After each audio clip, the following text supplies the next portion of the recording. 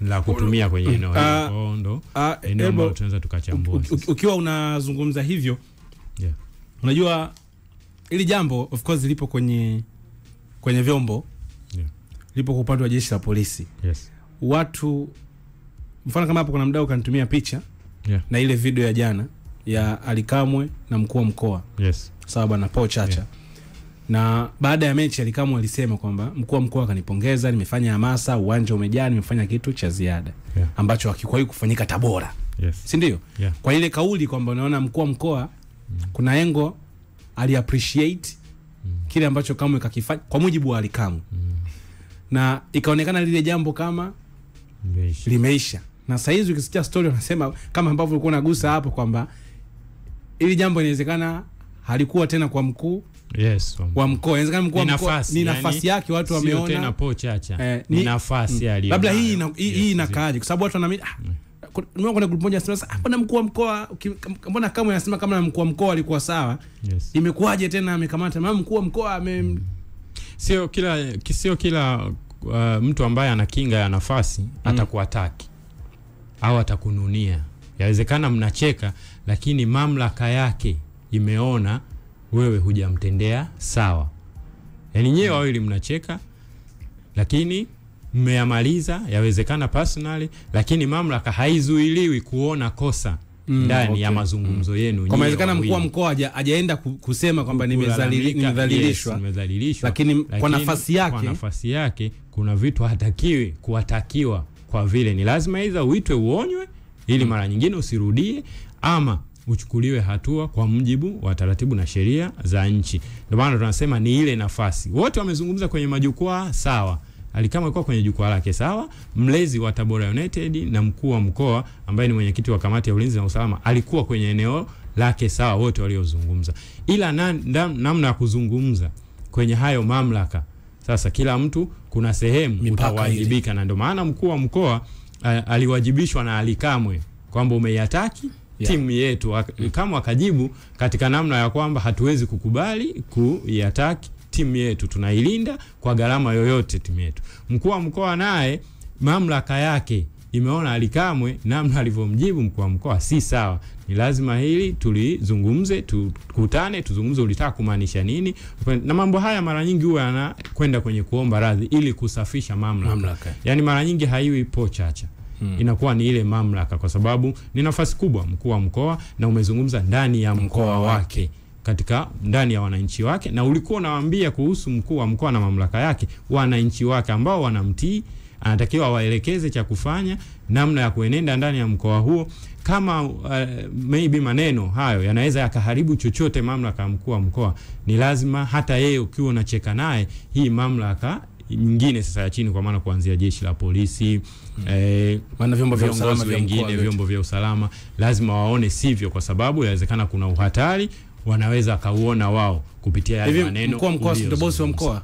Yes, ndio boss. Kila kitu. Yes, hata RPC ndio maana yupo ndani ya kamati ya ulinzi na usalama chini ya mwenyekiti wake ambaye ni mkuu wa mkoa. Mamlaka zinaweza zikawa zinapishana namna ya kuripoti. Of course RPC ana IGP mbele yake ataripoti, lakini taarifa ya kwanza ya usalama asubuhi ni lazima iwasilishwe kwenye kamati ya ulinzi na usalama kwamba mkoa wetu tumeamka hivi, ama jioni mkoa wetu leo umeenenda hivi. Wa kwanza kuipata taarifa ni mkuu wa mkoa, kwa sababu mamlaka za kitaifa pia licha IGP naye kumpa taarifa ya nchi nzima mkuu wa nchi kwa maana ya rais, lakini rais pia mshauri wake ni mkuu wa mkoa ambaye naye ana wajibu wa kumpa taarifa ya mwenendo wa mkoa wake. Kwa hizo mamlaka zinazunguka, na ndio maana inawezekana mkuu wa mkoa unacheka naye, lakini hii mamlaka inayotoa taarifa kuna eneo katika taarifa yake haiwezi kuona sawa kama kuna eneo limevunjwa sheria, licha ya kwamba mkuu wa mkoa, na ndio maana mkuu wa mkoa anaweza kuhudhuria eneo fulani akatoa ruksa ya watu maybe kufanya vitu fulani, lakini ndani ya mipaka.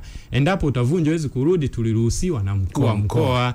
Kuna hii mamlaka ambayo baada ya mkuu wa mkoa kutoa ruhusa, wao walianza kusimamia namna ya kuenenda hapo. Kama ulivunja namna ya kuenenda, watakuchukuliwa, na hatuhukumu kwamba tayari Alikamwe ametenda kosa ama nini, ila mamlaka tunaipa haki yake ya kuona kuna changamoto ama kuna jambo halijaenenda sawa, tuzungumze. Na ndio maana hata RPC Abwalo amezungumza kwamba ni mahojiano. Katika mahojiano yawezekana ukaambiwa ulitaka kumaanisha nini.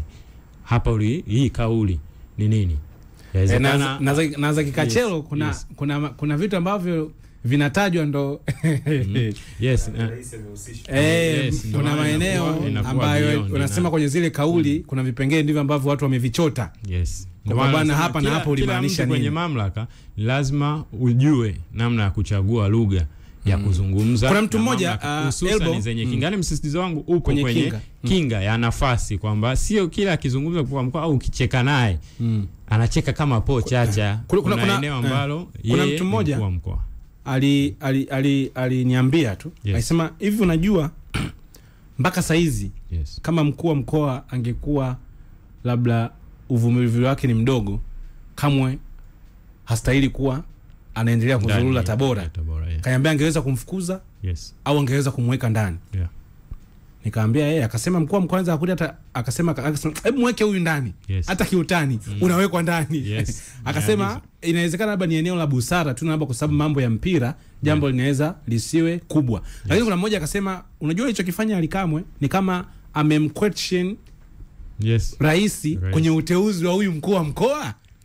Ndio pale kidogo nikashtuka, nikasema kwa nini? Akaniambia kuna hizi kauli kwamba huyu mtu katumwa na rais, yani vitu kama hivyo. Okay, mamlaka zinazunguka ni mambo mengi ukisema uchambue zinazunguka. Ndio maana nimezitaja zote kwamba kila mtu anaporipoti, na yawezekana watu wote wawili RPC RC wakawa na wajibu wa kuripoti kwa rais, japo kupitia kwa yawezekana mpaka hapo kuna waziri wa TAMISEMI pia, mkuu wa mkoa yawezekana akaripoti kwa waziri wa TAMISEMI, waziri wa TAMISEMI akalifikisha kwa rais, au RC akaripoti direct. Kwa ni mamlaka ambazo namna ya kuzigusa unatakiwa uwe makini na kuchagua maneno, ni kwa sababu yawezekana ukazichonganisha ama ikaonekana upembuzi au kufanyika kwenye uteuzi wa rais which is ambayo nayo inakwenda kwenye another level. Na ndio maana tunasema kwenye haya mambo ya kitaalamu kidogo huwa tunaacha unaheshimu tu kwamba yes, hii ni nafasi ya mkuu wa mkoa.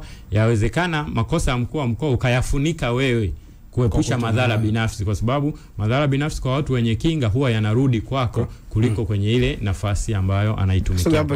Ansajua kwa uchache. Unajua moja ya shida kubwa ambayo tupo nayo Watanzania wengi ni kuzunguka sana pale mtu ambapo anakuwa anakosea na kumsifia, na baadaye kija kuhukumiwa ndio huwa tunakuja kuleta masuala ya busara. Ni ukoso fishiki. Alikamwe amekuwa na mfululizo wa kauli ambazo hazifai na ambazo zinaenda kinyume na miongozo yake. Na hii si kwamba tu hii ya mkuu wa mkoa, tukitaka tujiume wiki kadhaa tu hapa nyuma huyu mtu alikuwa anasemekana amefungiwa, na moja ya vitu walimfanya afungiwe ni lile andiko ambalo lilikuwa ni kinyume na miongozo yake kama mdau au kiongozi wa soka. Baada ya kufungiwa, wale watu ambao walikuwa wanamsifia kwenye ile andiko ndio wale walikuwa wanakuja wanataka huruma ya umma, mara samehewe, mara na familia hao.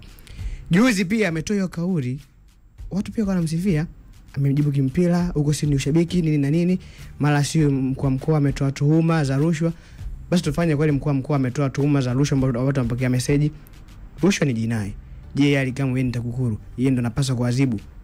Alikuwa anajibu nini pale? Hilo swala la kwanza. Lakini kingine pia alikuwa pia kuna mechi alikuwa anaipromote ya Yanga, akafika pale akamtaja mtu mwingine, bwana simu na nazo tutachagua kitu gani? Watu wa Ndazi. Of course alimfanisha kocha Mgunda na Ndazi. Yale yote ukiwa na mfulizo, of course ile aliomba radhi. Ukiwa na mfulizo wa matukio inaonyesha kabisa kwamba huyu mtu kwenye kauli zake hayuko sawa. Kwa lazima tu tunaambiana ukweli. Tunajua tupo kwenye utafutaji, lakini kwenye issue kuheshimu mamlaka ni jambo la msingi sana kwenye utendaji wako. Imefika hatua kauli za Alikamwe inakuwa ile tunasema unaumwa nini? Alikamwe akizungumza unaumwa nini, ina sound unaumwa nini?